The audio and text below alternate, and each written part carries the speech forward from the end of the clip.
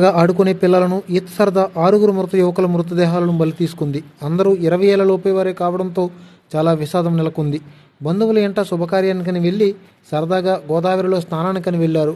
అయితే స్నానం చేసేందుకు నదిలో దిగగా ఒకరి తర్వాత ఒకరుగా 6 చూస్తుండగానే గుంతలో కూరుకుపోయి గల్లంతయ్యారు.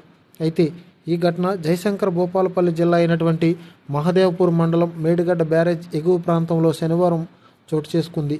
పోలీసుల కథనం ప్రకారం జయశంకర్ భూపాలపల్లి జిల్లా మహదేవ్పూర్ మండలం అంబటపల్లికి చెందిన గోలుకొండ మల్లయ్య ఇంట 2 రోజుల కిందటే పెళ్లి సంబరం జరిగింది. బంధుమిత్రులు బాగానే వచ్చారు. అయితే వారిలో 8 మంది శనివారం సాయంత్రం 5:30 గంటల సమయంలో సరదాగా స్నానం చేసేందుకు మేడిగడ్డ వద్ద ఉన్న గోదావరి నదిలో దిగారు. అయితే తొలుత ఓ యువకుడు దిగగా కాసేపటికే మునిగిపోవడం ప్రారంభించాడు. అది గమనించినటువంటి అతని సోదరుడు అతనిని కాపాడేందుకు ప్రయత్నించి అతడు కూడా మునిగిపోయాడు. అలా ఒకరి తర్వాత ఒకరుగా మొత్తం 6 నదిలో గల్లంతయ్యారు. అయితే బాధితులను అంబటపల్లికి చెందిన మధుసూదన్, శివమనోజ్, రజిత్, కర్నాల సాగర్తో పాటుగా కోరుకుంట్ల వాసి అయినటువంటి రామ్ చరణ్, స్తంభంపల్లి వాసి అయినటువంటి రాహుల్గా గుర్తించారు. గోదావరిలో గల్లంతైన ఈ 6 కోసం గాలింపు చర్యలు తీవ్రంగా కొనసాగుతున్నాయి. అయితే ఈ ప్రమాదం నుంచి పట్టి శివమణి అనే వ్యక్తి ప్రాణాలతో బయటపడ్డాడు.